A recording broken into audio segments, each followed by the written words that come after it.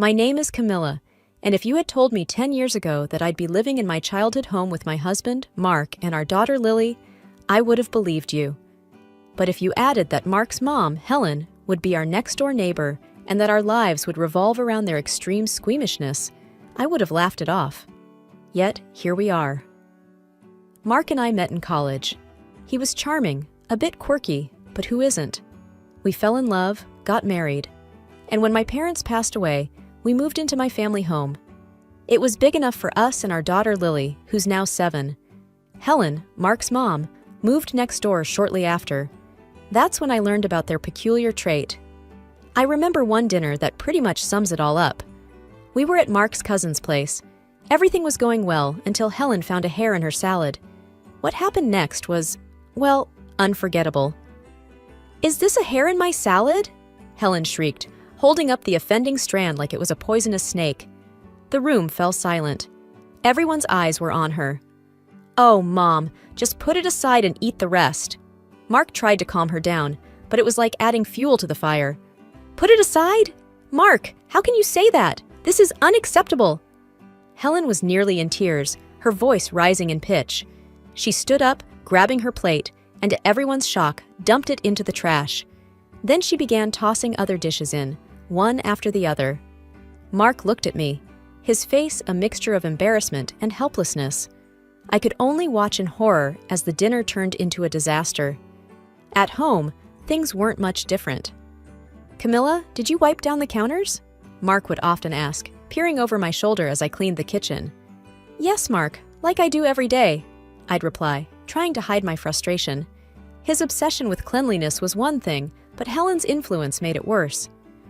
"I just don't understand how someone can be so squeamish about everything," I once asked Mark. "Didn't your mom have to deal with your messes as a kid?" Mark shrugged, avoiding my gaze. "Dad handled most of that stuff. Mom couldn't stand it." That explained a lot, but it didn't make living with it any easier. I tried my best to keep things clean and avoid any incidents, but walking on eggshells became a daily routine. Lily, bless her heart, tried to stay out of her grandma's way. She once whispered to me, "Mommy, why is Grandma always so mad about little things?" I hugged her tight, not really having an answer. "Some people just see the world differently, sweetheart." Life with Mark and his mom, Helen, next door, was like living on a strange, squeamish island. It wasn't just about keeping the house clean. It was about adhering to their peculiar standards of cleanliness and avoiding anything that might set them off. I remember one Saturday morning. I was in the kitchen, trying to whip up some pancakes for Lily, and Mark was hovering around like a hawk. "Are you sure you washed your hands?" he asked, for what seemed like the 10th time.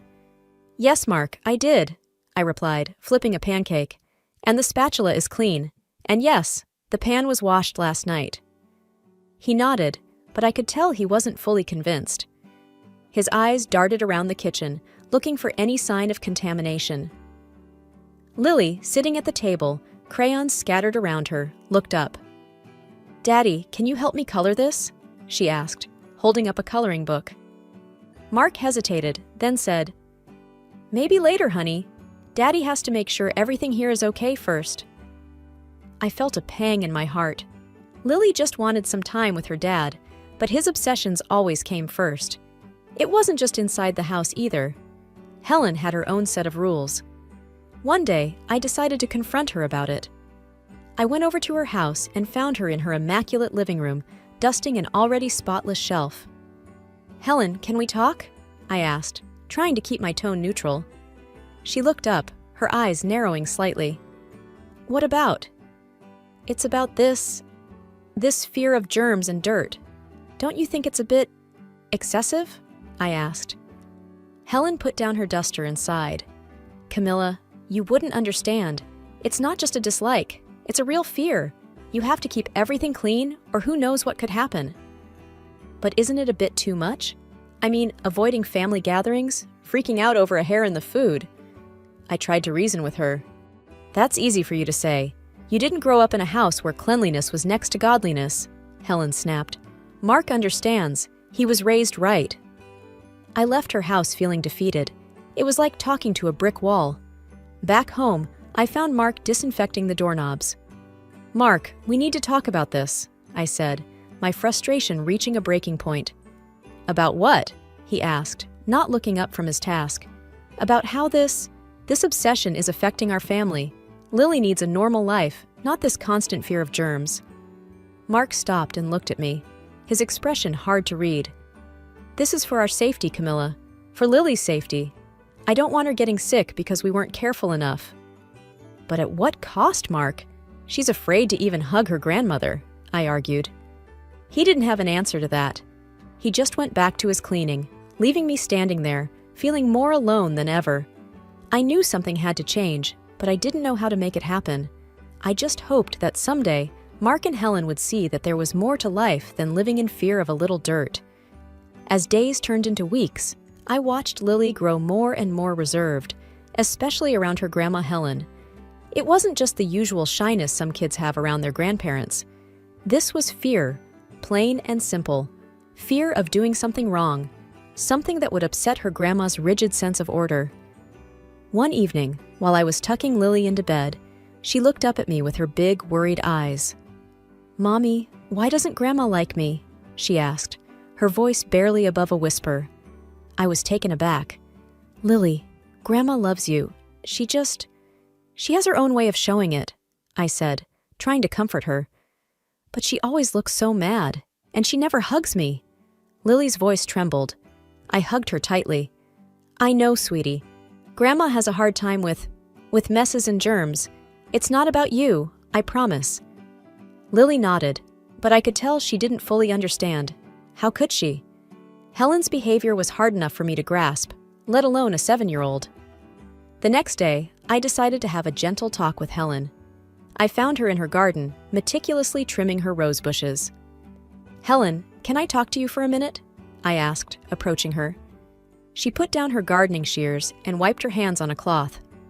"What is it, Camilla?" "It's about Lily. She feels like you don't like her," I said, choosing my words carefully. Helen frowned. "That's ridiculous. Of course I like her. She's my granddaughter." "I know, but you never show her any affection. You don't hug her, and she's picking up on that. It's making her feel unwanted," I explained. Helen looked genuinely surprised. I hadn't thought about that. It's just that children are so messy and... "Helen, she's a child. She needs love and affection, not just rules and cleanliness," I said, hoping to get through to her. Helen sighed, looking down at her perfectly manicured lawn. "I'll try, Camilla. I'm not making any promises, but I'll try." It wasn't much, but it was a start. I thanked her and went back inside, feeling a small glimmer of hope. That evening, when Helen came over for dinner, I watched her make an effort. She was stiff and awkward, but she sat next to Lily and asked her about school. Lily was hesitant at first, but she eventually started talking about her day, her eyes lighting up as she described her art project. Mark noticed the change too. After dinner, as we were cleaning up, he said, "Mom was different tonight, nicer." I nodded. "I talked to her, about Lily. I think she's trying." Mark looked at me, a hint of gratitude in his eyes. "Thanks, Camilla. That means a lot." It was a small victory, but a victory nonetheless. I just hoped it was the beginning of something better, not just a fleeting moment of normalcy. One day, everything changed. It was about my Aunt June's passing. She lived in a city a few hours away, and her funeral demanded my presence. This meant leaving Lily, my 7-year-old daughter, in the care of my husband, Mark, for a couple of days.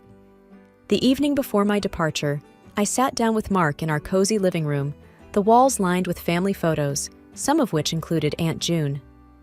"Mark, I'm really worried about leaving Lily with you," I began, my voice tinged with concern. "You know how she is, and with your... well, you know." Mark put down the book he was reading and looked at me with a reassuring yet somewhat distant gaze. "Camilla, we'll be fine. It's just 2 days. I know I'm not great with messes, but I can manage. It's my daughter we're talking about." I wanted to believe him, but doubts lingered. I handed him a list of emergency contacts and instructions I had prepared. "Everything's on here, from her mealtimes to her bedtime story routine. And please, if anything happens, Just call Helen or the numbers on this list." He nodded, taking the list but not really looking at it. "Got it. We'll be fine, Camilla. Go and pay your respects to Aunt June without worrying." The drive to the funeral was a blur of anxious thoughts. I called Mark several times.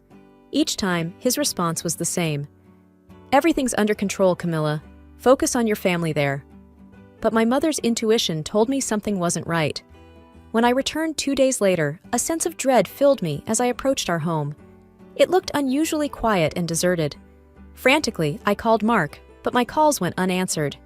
Rushing inside, I called out, "Lily, Mark!" There was no response, just an eerie silence.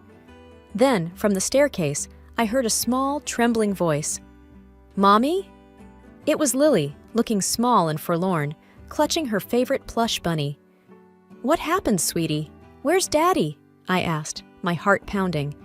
Tears welled up in her eyes. "Daddy left last night. He said he couldn't stay here." I knelt down, trying to hide my shock and anger. "Why did he leave, Lily? Did something happen?" Lily nodded, her voice barely a whisper. I was sick. I threw up. Daddy got scared and said he had to go to Grandma's." My mind reeled with disbelief and anger. Mark had left our daughter alone because he couldn't handle a bit of vomit? "Did he say when he'd be back?" I asked, trying to maintain my composure for Lily's sake. She shook her head, her small hands gripping her bunny tighter. "No, Mommy, he just left. I was scared." I hugged her, feeling a protective rage building inside me. This was more than just Mark's usual squeamishness. This was outright neglect.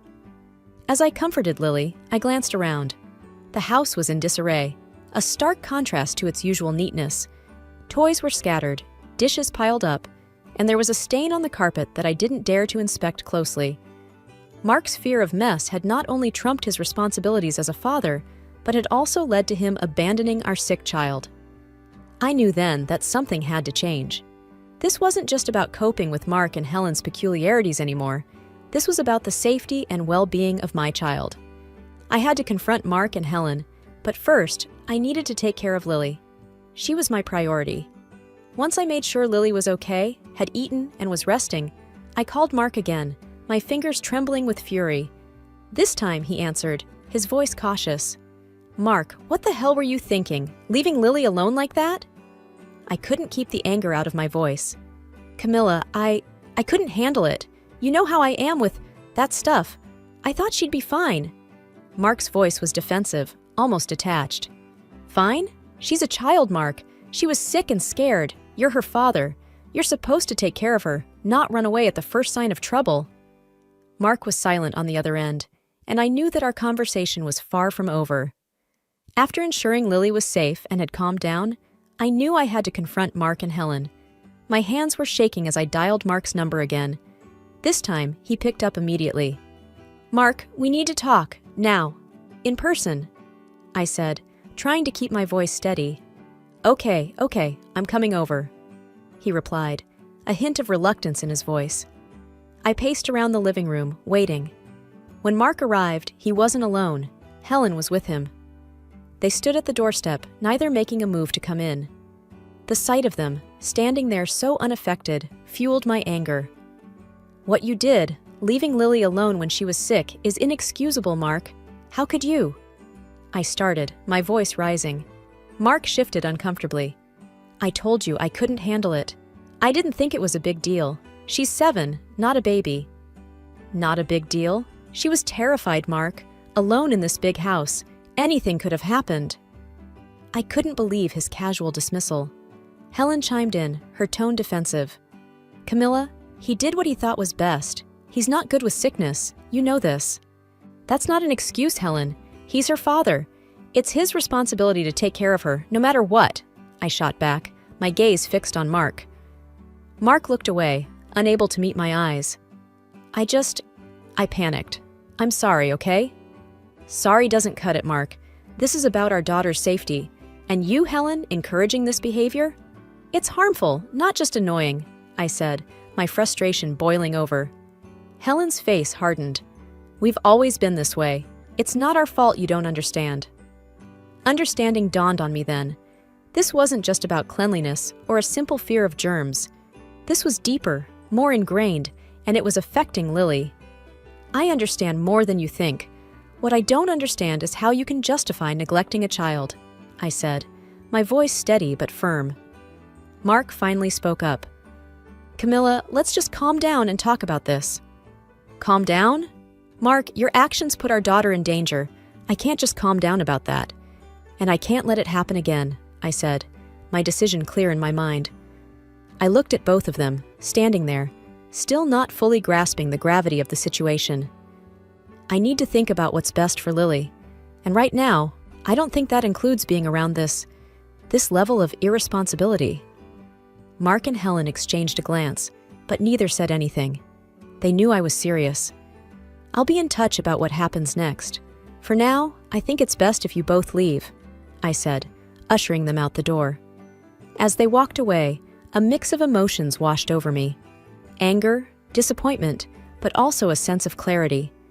I needed to protect Lily, and if that meant making tough decisions, so be it. The confrontation had revealed a stark truth. I couldn't rely on Mark or Helen when it came to Lily's well-being. After Mark and Helen left, my mind was racing. I knew I had to take concrete steps to ensure Lily's safety. The first thing I did was call my friend Sarah, who's a lawyer. I explained the situation to her, my voice shaky with emotion. Sarah, I don't know what to do. Mark left Lily alone at home when she was sick. I can't trust him anymore, I said, feeling a lump in my throat. Sarah's voice was calm and reassuring. Camilla, first of all, make sure Lily is okay now. Have you seen a doctor? No, not yet. I'll call one right away, I replied, realizing I had been so caught up in my anger that I hadn't thought of this. Good. Get Lily checked out. Then we can talk about your options legally. This is serious, Camilla. Leaving a child alone like that. It's not just irresponsible, it's dangerous, Sarah said. I hung up and immediately called our family doctor, who agreed to see Lily right away.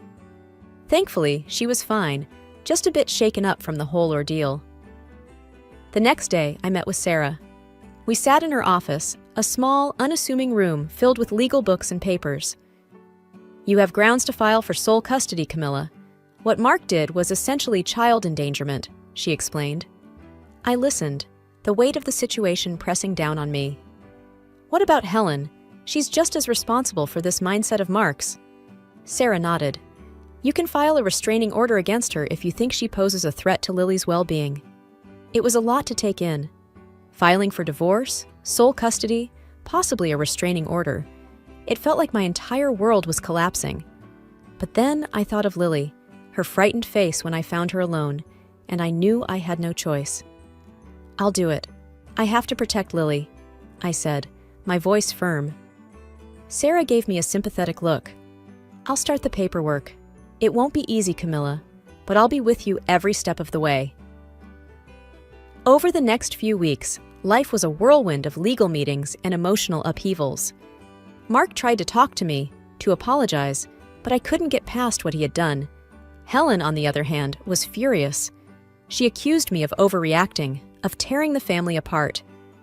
You're making a mistake, Camilla. Mark is a good father. He just made one mistake, Helen said during one heated phone call. One mistake that could have cost our daughter her life, Helen. I can't overlook that.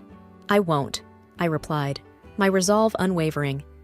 Eventually, the court granted me sole custody of Lily. Mark was allowed supervised visits, but Helen was barred from seeing Lily without my permission. It was a bitter victory. My marriage was over, my family broken, but Lily was safe, and that was all that mattered. Life after the divorce and the court's decision was like stepping into a new world. It was a world where I was both a single parent and the sole protector of my little girl, Lily.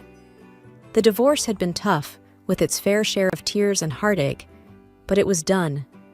It was time to move forward. One evening, as I was tucking Lily into bed, she looked up at me with her curious eyes.